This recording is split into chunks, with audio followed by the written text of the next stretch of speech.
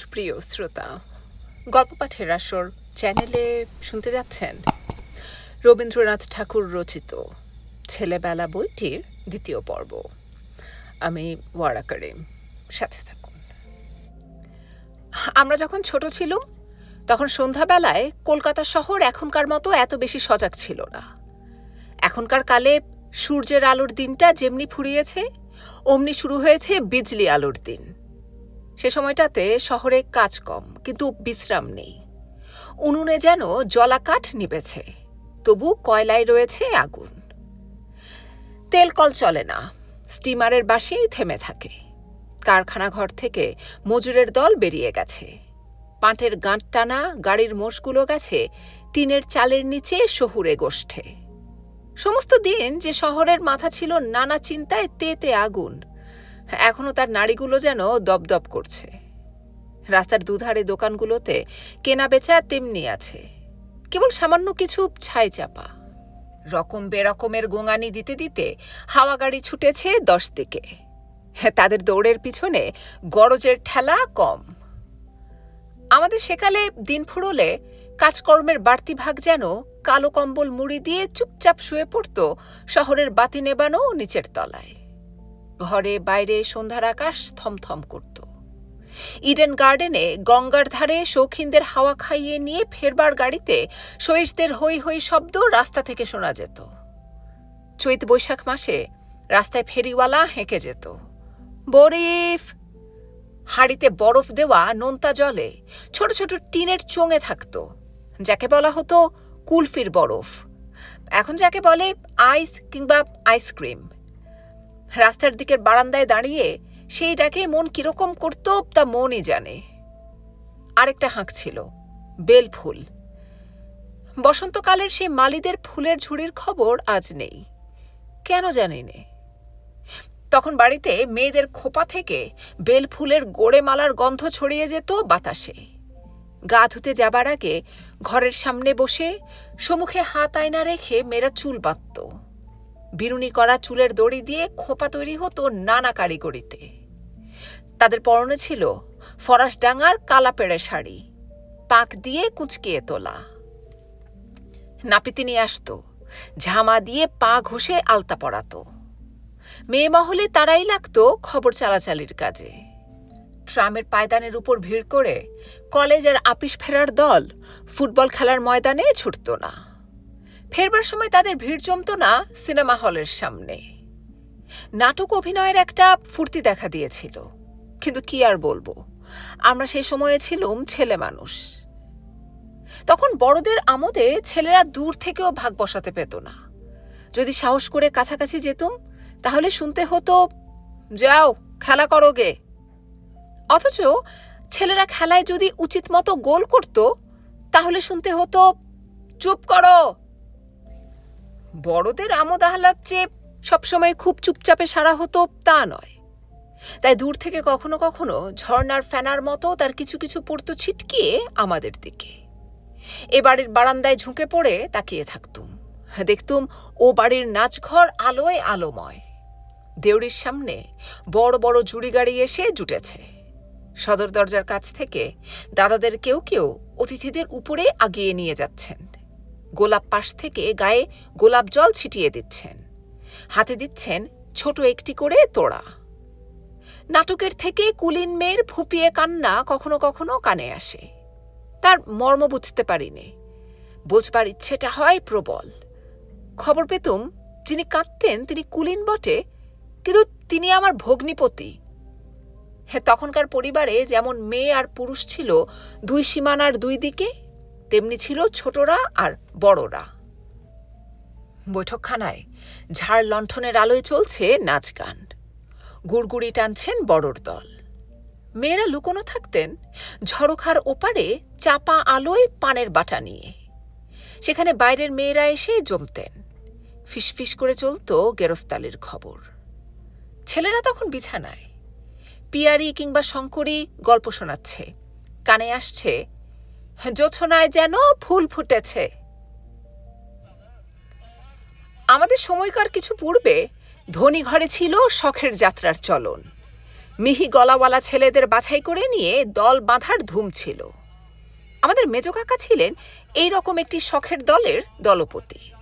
পালা রচনা করবার শক্তি ছিল তাঁর, ছেলেদের তৈরি করে তোলবার উৎসাহ ছিল। ধনীদের ঘর পোষা এ যেমন শখের যাত্রা, তেমনি ব্যবসাদারি যাত্রা নিয়েও বাংলাদেশের ছিল ভারী নেশা। এ পাড়ায় ও পাড়ায় এক একজন নামজাদা অধিকারীর অধীনে যাত্রার দল গজিয়ে উঠত। দলকর্তা অধিকারীরা সবাই যে জাতে বড় কিংবা পড়ালেখায় এমন কিছু তা নয়, তারা নাম করেছে আপন ক্ষমতায়। আমাদের বাড়িতে যাত্রাগান হয়েছে মাঝে মাঝে, কিন্তু রাস্তা নেই, ছিলুম ছেলে মানুষ। কিন্তু দেখতে পেয়েছি তার গোড়াকার জোগাড় যন্তর। বারান্দা জুড়ে বসে গেছে দলবল, চারিদিকে উঠছে তামাকের ধোঁয়া। ছেলেগুলো লম্বা চুলওয়ালা, চোখে কালি পড়া, অল্প বয়সে তাদের মুখ গিয়েছে পেকে, পান খেয়ে খেয়ে ঠোঁট গিয়েছে কালো হয়ে। সাজগোজের আসবাব আছে রং করা টিনের বাক্সয়। দেউড়ির দরজা খোলা, উঠোনে পিল পিল করে ঢুকে পড়ছে লোকের ভিড়। চারদিকে টকবক করে আওয়াজ উঠছে, ছাপিয়ে পড়ছে গলি পেরিয়ে চিতপুরের রাস্তায়। রাত্রি হবে 9টা। পায়রার পিঠের উপর বাজ পাখির মতো হঠাৎ এসে পড়ে শ্যাম। কড়া পড়া শক্ত হাতের মুঠি দিয়ে আমার কনুই ধরে বলে, মা ডাকছে, চলো শোবে চলো। লোকের সামনে টানা হ্যাচড়ায় মাথা হেঁট হয়ে যেত। হাড় মেনে চলে যেতুম শোবার ঘরে। বাইরে চলছে হাঁক ডাক, বাইরে জ্বলছে ঝাড় লণ্ঠন। আমার ঘরে সারা শব্দ নেই। পিল সুজের উপর টিমটিম করছে পিতলের প্রদীপ। ঘুমের ঘোরে মাঝে মাঝে শোনা যাচ্ছে নাচের তাল সময়ে এসে ঠেকতেই ঝমাঝম করতাল। সবটাতে মানা করাটাই বড়দের ধর্ম, কিন্তু একবার কি কারণে তাদের মন নরম হয়েছিল। হুকুম বেরোলো ছেলেরাও যাত্রা শুনতে পাবে। ছিল নলদয়মন্তীর পালা। আরম্ভ হবার আগে রাত 11টা পর্যন্ত বিছানায় ছিলুম ঘুমিয়ে। বারবার ভরসা দেওয়া হলো সময় হলেই আমাদের জাগিয়ে দেবে। উপরওয়ালাদের দস্তুর জানি, কথা কিছুতেই বিশ্বাস হয় না, কেননা তারা বড়, আমরা ছোট। সে রাত্রে নারাজ দেহটাকে বিছানায় টেনে নিয়ে গেলুম। তার একটা কারণ মা বললেন তিনি স্বয়ং আমাকে জাগিয়ে দেবেন। আরেকটা কারণ, 9টার পরে নিজেকে জাগিয়ে রাখতে বেশ একটু ঠেলাঠেলির দরকার হতো। একসময় ঘুম থেকে উঠিয়ে আমাকে নিয়ে আসা হলো বাইরে। চোখে ধাঁধা লেগে গেল। একতলায় দোতলায় রঙিন ঝাড়লণ্ঠন থেকে ঝিলিমিলি আলো ঠিকরে পড়ছে চারদিকে। সাদা বিছানো চাদরে উঠোনটা ঠেকছে মস্ত বড়। একদিকে বসে আছেন বাড়ির কর্তারা আর যাদের ডেকে আনা হয়েছে। বাকি জায়গাটা যার খুশি যেখান থেকে এসে ভরাট করেছে। থিয়েটারে এসেছিলেন পেটে সোনার চেইন ঝোলানো নামজাদার দল। আর এই যাত্রার আসরে বড়ই ছোটই ঘেঁষাঘেঁষি। তাদের বেশিরভাগ মানুষই ভদ্রলোকেরা, যাদের বলে বাজে লোক। তেমনি আবার পালাগানটা লেখানো হয়েছে এমন সব লিখিয়ে দিয়ে যারা হাত পাকিয়েছে খাগড়া কলমে, যারা ইংরেজি কপিবুকের মক্স করেনি। এর সুর, এর নাচ, এর সব গল্প বাংলাদেশের হাট ঘাট মাঠের পয়দা করা। এর ভাষা পণ্ডিত মশাই দেননি পালিশ করে। সবাই যখন দাদাদের কাছে এসে বসল, রুমালে কিছু কিছু টাকা বেঁধে আমাদের হাতে দিয়ে দিলেন। বাহবা দেবার ঠিক জায়গাটাতে ওই টাকা ছুঁড়ে দেওয়া ছিল রীতি। এতে যাত্রাওয়ালার ছিল উপরি পাওনা, আর গৃহস্থের ছিল খোশনাম। রাত ফুরোতো, যাত্রা ফুরোতে চাইতো না। মাঝখানে নেতিয়ে পড়া দেহটাকে আড়কোলা করে কে যে কোথায় নিয়ে গেল জানতেও পারিনি। জানতে পারলে সে কি কম লজ্জা? যে মানুষ বড়দের সমান সারে বসে বকশিস দিচ্ছে ছুঁড়ে, উঠোন শুদ্ধ লোকের সামনে তাকে কিনা এমন অপমান। ঘুম যখন ভাঙল তখন দেখি মায়ের তক্তপোষে শুয়ে আছি।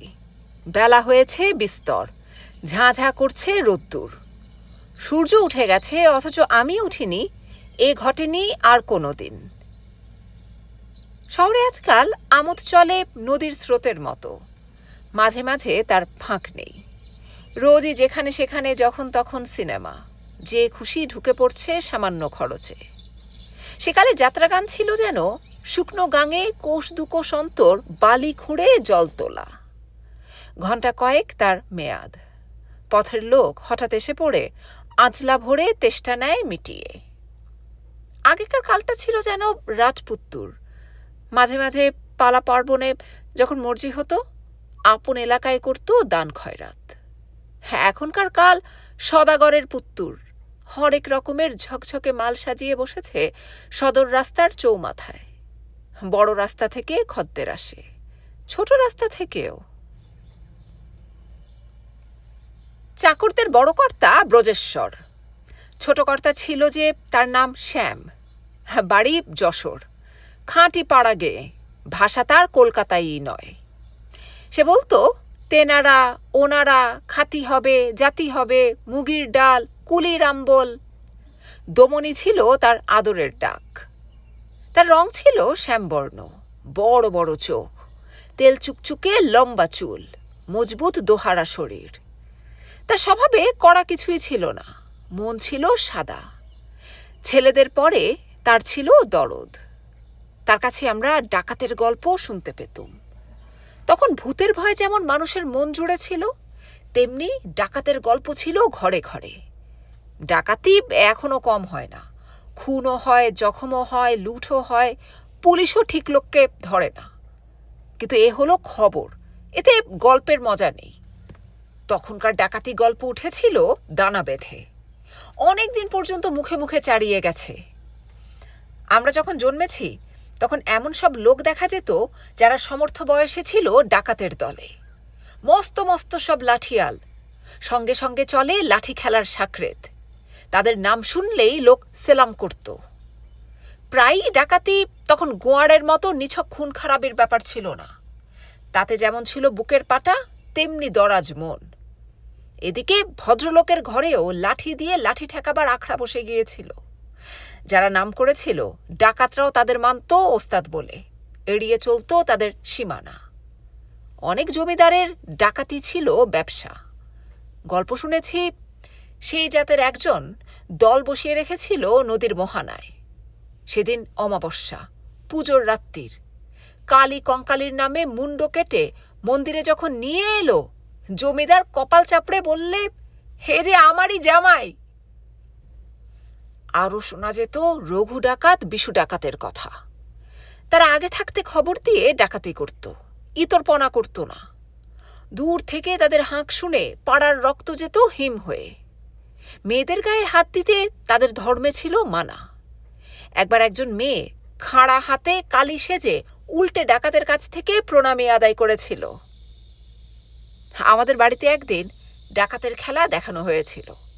মস্ত মস্ত কালো কালো জোয়ান সব, লম্বা লম্বা চুল। ঢেঁকিতে চাদর বেঁধে সেটা দাঁতে কামড়ে ধরে দিলে ঢেঁকিটা টপকিয়ে পিঠের দিকে। ঝাঁকড়া চুলে মানুষ দুলিয়ে লাগলো ঘোড়াতে। লম্বা লাঠির উপর ভর দিয়ে লাফিয়ে উঠল দোতলায়। একজনের 2 হাতের ফাঁক দিয়ে পাখির মতো শুট করে বেরিয়ে গেল। 10-20 কোষ দূরে ডাকাতি সেরেই সেই রাত্রেই ভালো মানুষের মতন ঘরে ফিরে এসে শুয়ে থাকা কেমন করে হতে পারে তাও দেখালে। খুব বড় একজোড়া লাঠির মাঝখানে আর করা একটা করে পা রাখবার কাঠের টুকরো বাঁধা। এই লাঠিকে বলে রনপা। 2 হাতে 2 লাঠির আগা ধরে সে পাদানের উপর পা রেখে চললে 1 পা ফেলা 10 পা ফেলার সামিল হতো। ঘোড়ার চেয়ে দৌড় হতো বেশি। ডাকাতি করবার মতলব যদিও মাথায় ছিল না, তবু একসময় এই রনপায় চলার অভ্যাস তখনকার শান্তিনিকেতনে ছেলেদের মধ্যে চালাবার চেষ্টা করেছিল। ডাকাতি খেলার এই ছবি শ্যামের মুখের গল্পের সঙ্গে মিলিয়ে নিয়ে কতবার সন্ধে কাটিয়েছি 2 হাতে পাঁজর চেপে ধরে। ছুটির রবিবার সন্ধেবেলায় ঝিঁঝি ডাকছিল বাইরের দক্ষিণের বাগানের ঝোপে। গল্পটা ছিল রঘু ডাকাতের। ছায়া কাপা ঘরে মিটমিটে আলোতে বুক করছিল ধুক ধুক। পরদিন ছুটির ফাঁকে পালকিতে চড়ে বসলুম। সেটা চলতে শুরু করল বিনা চলায়, উড়ো ঠিকানায়, গল্পের জালে জড়ানো মনটাকে ভয়ের স্বাদ দেবার জন্যে। নিঝুম অন্ধকারের নাড়িতে যেন তালে তালে বেজে উঠছে বেহারাগুলোর হাই হুই হাই হুই। গা করছে ছমছম। ধুধু করে মাঠ, বাতাস কাঁপে রোদ্দুরে। দূরে ঝিকঝিক করে কালীদিঘির জল। চিকচিক করে বালি, ডাঙার উপর থেকে ঝুঁকে পড়েছে ফাটল ধরা ঘাটের দিকে ডালপালা ছড়ানো পাকুড় গাছ। গল্পের আতঙ্ক জমা হয়ে আছে না জানা মাঠের গাছতলায় ঘন বেতের ঝোপে। যত এগোচ্ছি দূর দূর করছে বুক। বাঁশের লাঠির দু একটা আগা দেখা যায় ঝোপের উপর দিয়ে। কাঁধ বদল করবে বেহারাগুলো ওইখানে, জল খাবে, ভিজে গামছা জড়াবে মাথায়, তারপরে রে রে রে রে রে রে রে। সকাল থেকে রাত পর্যন্ত পড়াশুনোর জাঁতা কল চলছেই ঘর ঘর শব্দে। এই কলে দম দেওয়ার কাজ ছিল আমার সেজো দাদা হেমেন্দ্রনাথের হাতে। তিনি ছিলেন কড়া শাসনকর্তা। তম্বুরার তারে অত্যন্ত বেশি টান দিতে গেলে পটাং করে যায় ছেড়ে। তিনি আমাদের মনে যতটা বেশি মাল বোঝাই করতে চেয়েছিলেন তার অনেকটাই ডিঙি উল্টিয়ে তলিয়ে গেছে। এ কথা এখন আর লুকিয়ে রাখা চলবে না। আমার বিদ্যেটা লোকসানি মাল। সেজো দাদা তার বড় মেয়েকেই শিখিয়ে তুলতে লেগেছিলেন। যথাসময়ে তাকে দিয়েছিলেন লোরেটোতে ভর্তি করে। তার পূর্বেই তার ভাষায় প্রথম দখল হয়ে গেছে বাংলায়। প্রতিভাকে বিলিতি সঙ্গীতে পাকা করে তুললেন। তাতে করে তাকে দিশি গানের পথ ভুলিয়ে দেওয়া হয়নি সে আমরা জানি। তখনকার দিনে ভদ্র পরিবারে হিন্দুস্থানি গানে তার সমান আর কেউ ছিল না। বিলিতি সঙ্গীতের গুণ হচ্ছে তাতে সুর সাধারণ হয় খুব খাঁটি করে, কান দোরস্ত হয়ে যায়, আর পিয়ানোর শাসনে তালেও ঢিলেমি থাকে না। এদিকে বিষ্ণুর কাছে দিশি গান শুরু হয়েছে শিশুকাল থেকে। গানের এই পাঠশালায় আমাকেও ভর্তি হতে হলো। বিষ্ণু যে গানে হাতেখড়ি দিলেন, এখনকার কালের কোনো নামি বা বেনামি ওস্তাদ তাকে ছুঁতে ঘৃণা করবেন। সেগুলো পাড়া গেয়ে ছড়ার অত্যন্ত নিচের তলায়। দু একটা নমুনা দিই। এক যে ছিল বেদের মেয়ে, এলো পাড়াতে সাধের উল্কি পড়াতে। আবার উল্কি পড়া যেমন তেমন লাগিয়ে দিল ভেলকি। ঠাকুরঝি উল্কির জ্বালাতে কত কেঁদেছি ঠাকুরঝি। আরও কিছু ছেঁড়া ছেঁড়া লাইন মনে পড়ে, যেমন চন্দ্র সূর্য হাড় মেনেছে জোনাক জালে বাতি, মোগল পাঠান হদ্দ হল ফার্সি পড়ে তাঁতি। গণেশের মা কলা বউকে জ্বালা দিও না, তার একটি মোচা ফললে পড়ে কত হবে ছানাপোনা। অতি পুরনো কালের ভুলে যাওয়া খবরের আমেজ আসে এমন লাইনও পাওয়া যায়, যেমন এক যে ছিল কুকুর চাটা, শিয়াল কাঁটার বন কেটে করলে সিংহাসন।